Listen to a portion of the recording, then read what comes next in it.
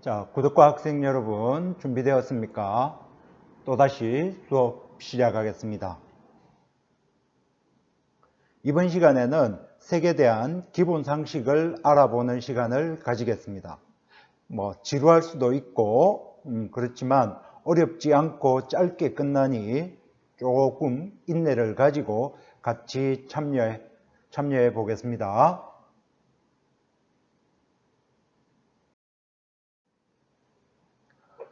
주제는 색의 3속성인데 색이 가진 여러 성질에 대해 알아보고 그 중에 한 가지 내용을 가지고 간단히 과제 실습을 해보면 되겠습니다. 색은 빛에 의해 생긴다는 것은 다 알고 있지요. 물감도 빛에 의해 생긴 것을 화학적으로 만들어내거나 자연물에서 얻은 것입니다. 색이란 빛의 굴절에 의해 생기는 것을 내가 받아들여서 생기는 감각인데 이렇게 말하고 나니 색에 대한 어떤 서정적이거나 감성적인 것이 사라지는 것 같아서 조금 아쉽기는 하지만 그래도 색에 대한 원리는 알고 있어야 되겠죠.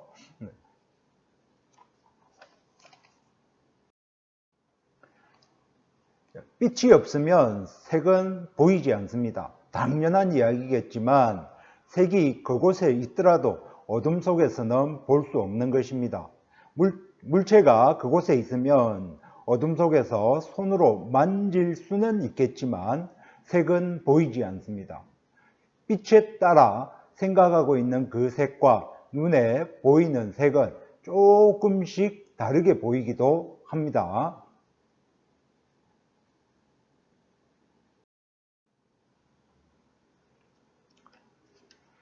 빛이라 부르는 것은 눈에 보이지는 않는 완전 투명한 상태인데 굴절에 따라서 눈에 보이기도 합니다.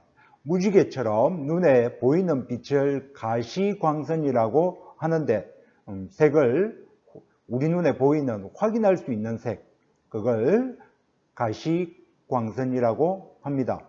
예를 들어서 공기가 나쁜 날은 색의 굴절이 심해져서 투명해야 되는 빛이 굴절이 생겨서 색이 만들어집니다. 그래서 공기가 나쁜 날은 노을이 더 아름답게 보이기도 합니다.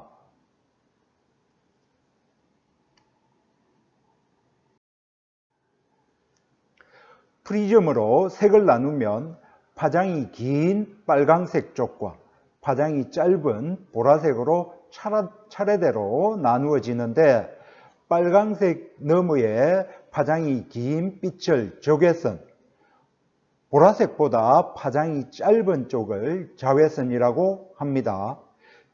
적외선은 붉을적, 자외선은 자주빛자라는 한자어가 들어가서 만들어진 단어입니다.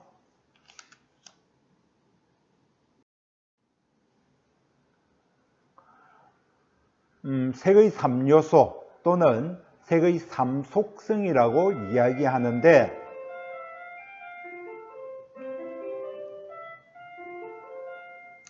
색의 감각에 대한 중요한 성질로 색상, 명도, 채도를 말합니다.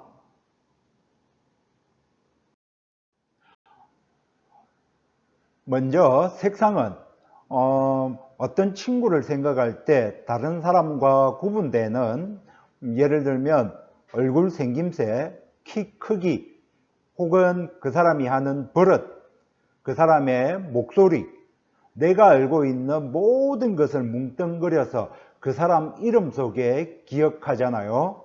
그런 것처럼 그 색이 다른 색과 구분되는 그 성질들을 모아서 색깔 이름에 기억을 하게 되는데 이것을 바로 색상이라고 이야기합니다. 우리가 흔히 색이라거나 혹은 색깔이라고 부르는 것을 바로 이 색상을 말하는 것입니다.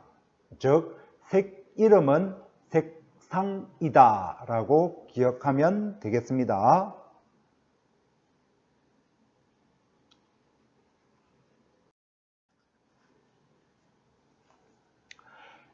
채도는 색의 선명도인데 그 색이 맑다 혹은 탁하다라고 표현하는 것입니다.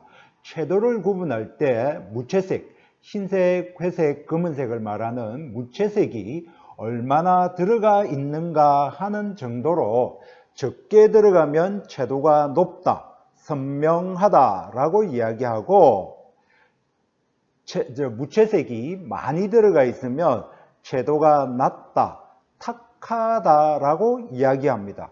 무채색이 없으면 채도가 높다, 흰색, 검은색이 많으면 채도가 낮다라고 말하는 것입니다. 여기에서 주의할 것은 흰색이 많이 포함되면 오해할 수가 있는데 채도가 높은 색으로 오해하기가 쉬운데, 분홍색처럼 빨강색에 흰색이 많이 들어가 있으면 우리들은 그걸 채도가 높은 색으로 착각하기 쉬운데, 그것은 다음에 설명할 명도가 높은 색, 밝은 색이지 절대 선명한 색, 채도가 높은 색은 아니라는 것입니다.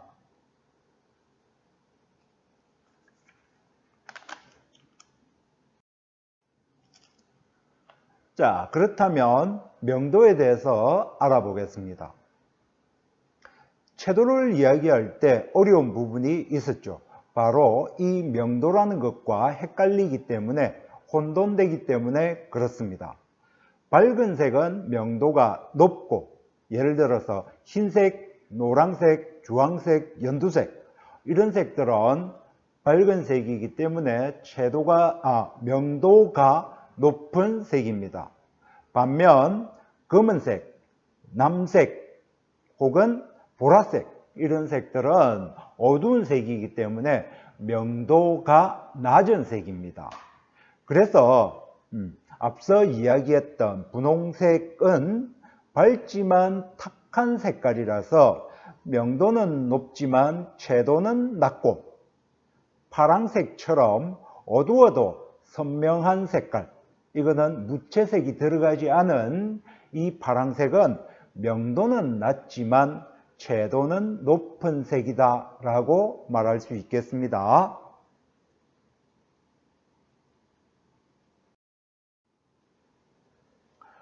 색에 대해 물리 시간에도 아마 배웠을 것입니다. 미술 시간에는 색의 3속성이라고 이야기하고, 물리 시간에는 3요소를 이야기하는데, 그런데 구분하지 않고 3속성이라거나 3요소라고 해도 됩니다.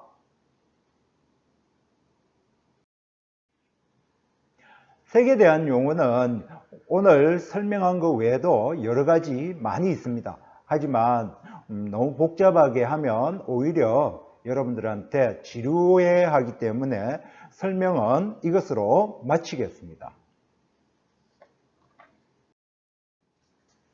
자, 과제입니다. 여러분들한테 간단한 과제 한 가지만 내보겠습니다. 여러분들 집에서 색이 가진 물건들을 여러 개 배열해 놓고 이걸 명도에 따라서 구분해 보는 연습을 해 보도록 하겠습니다. 자, 그 전에 먼저 명도에 대해서 조금만 더 알아보겠습니다. 흰색처럼 아주 밝은 것은 명도가 높고, 명도의 단계가 10이라고 가장 높은 단계를 이야기합니다. 검은색처럼 명도가 낮다. 낮을 때는 검은색은 명도가 하나도 없기 때문에 아주 낮은 상태이기 때문에 0입니다. 그래서 명도의 단계를 10에서 0까지 11단계로 나누어서 말하기도 합니다.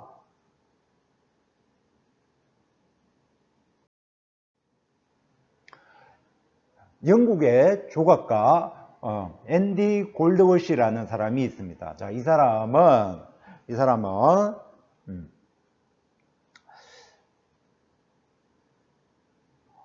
어떠한 쓰레기도 남기지 않는 조각 활동을 합니다. 들판이나 산속 혹은 바닷가 이런 곳에서 자연물을 모아서 작품을 제작하고 기록으로 남긴 뒤에 그대로 두고 떠납니다. 자, 이 아주 유명한 사람이 만든 작품이지만은 미련을 가지지 않고 떠나버리면 뭐 바람이나 태풍이나 이런 자연에 의해서 무너지기도 하고, 또는 동물이 지나가다가 혹은 다른 사람들에 의해서 이 작품은 사라지게 되겠죠. 그래서 완전히 자연으로 돌아가게 하는 미술 활동가라고 할 수 있겠습니다. 자, 이 사람의 작업 활동을 보면 아주 기본적이면서 자연에서 그대로 가져온 그런 활동인데, 선생님이 생각할 때는 아주 미니멀리즘적인 조형활동, 아주 단순한 조형활동이라고 한번 생각해 보았습니다.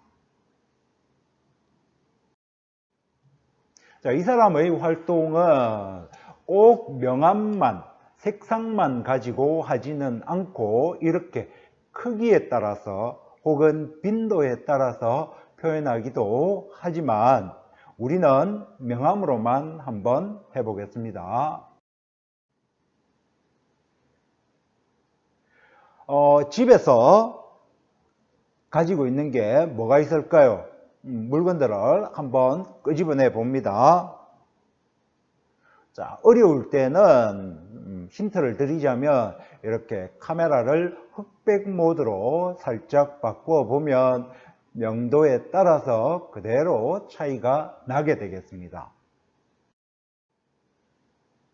자, 우선 집에서 많은 물건이 있는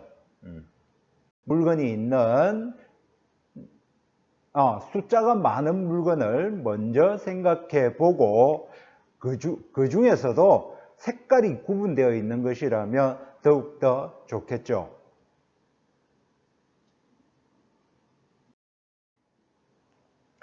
자, 그렇게 해서 한 가지만 선택이 되었다면 나란히 배열해 놓고, 그걸 명도에 따라서 왼쪽이 높고 오른쪽이 낮게끔 배열해 놓고, 되도록이면 배경이 단순하고 흰색이면 더 좋겠습니다. 자, 위에 올려놓고 난 뒤에 차례로 배치해 두고 사진을 찍고, 자, 사용했던 오브제, 물건은 본래 위치에 두면 되겠습니다.